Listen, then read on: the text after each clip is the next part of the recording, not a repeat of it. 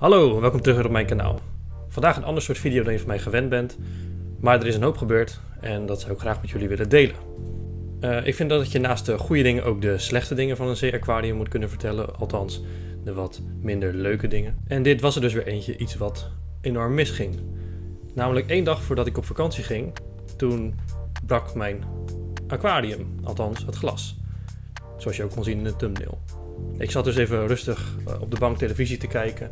Gewoon relaxed voordat je op vakantie gaat.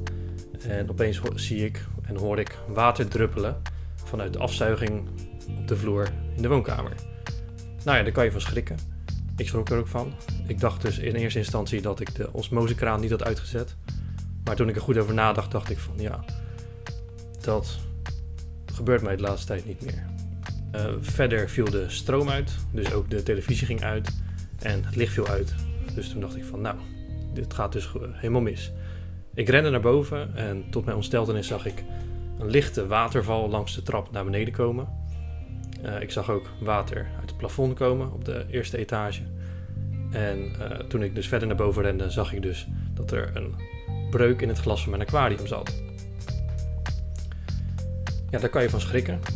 De helft was ongeveer al eruit, dus ongeveer 30 liter was al naar beneden gestroomd. Uit reactie probeerde ik direct het water op te vangen in een quarantainebak die toevallig ernaast had staan. En daar heb ik direct de vissen in gedaan, dus 2 clownvissen en een juffertje. Ook heb ik snel geprobeerd de zeester te redden, de anemoon en de heremietkreeft. En dat lukte gelukkig. En toen het water uiteindelijk allemaal in die quarantainebak zat, toen ben ik me gaan richten op het opruimen van de rest van het water.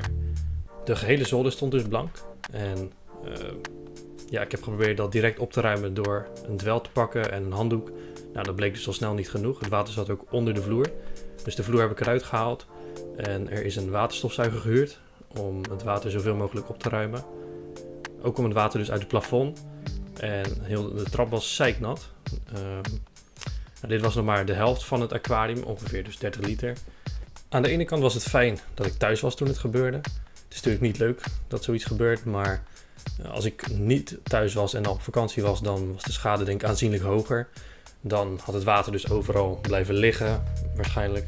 En dan was het misschien gaan schimmelen en had je enorme vlekken gehad. Nu konden we snel reageren en daardoor ook de schade beperken. Het was wel eventjes hard werken natuurlijk, want ik ben eigenlijk heel de nacht doorgegaan met opruimen. En ik wilde ook de vloer weer terug inzetten voordat ik op vakantie ging. Dus dat heb ik wel gedaan. Wat ik wel al wilde gaan doen was een ander aquarium kopen voor boven. Omdat ik die 3-4 bakken eigenlijk een beetje vervelend vond. Ik wilde liever een wat grotere bak waar ik alles in kon doen. En dat is dus in een stroomversnelling gekomen. Nou, wat de oorzaak van de breuk is, was in het begin niet bekend. Ik was vooral bezig met opruimen en de stress die daarbij kon kijken. Waardoor ik eigenlijk het aquarium eventjes gewoon buiten heb gezet. En ik had zoiets van, nou, laat maar staan. Ik kijk wel even na de vakantie. Toen ben ik over na gaan denken wat het had kunnen zijn. Toen ik op vakantie was. Dan blijf je toch over nadenken.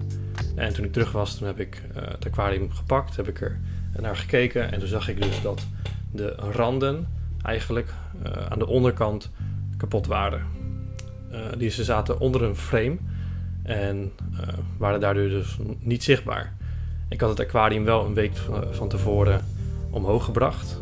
Dus 1 etage had ik hem verplaatst. Van de eerste naar de tweede etage. En ik heb daarbij ongeveer 15 liter bewaard. Dus het was ongeveer 75% van het water heb ik eruit gehaald. Maar ik denk dat ik hem toen ik hem naar boven heb gebracht toch misschien net die tik of die extra klap heb gegeven. Waardoor die dus brak uiteindelijk. Het heeft een week gestaan op zolder. En toen is die eigenlijk uit het niets kapot gegaan.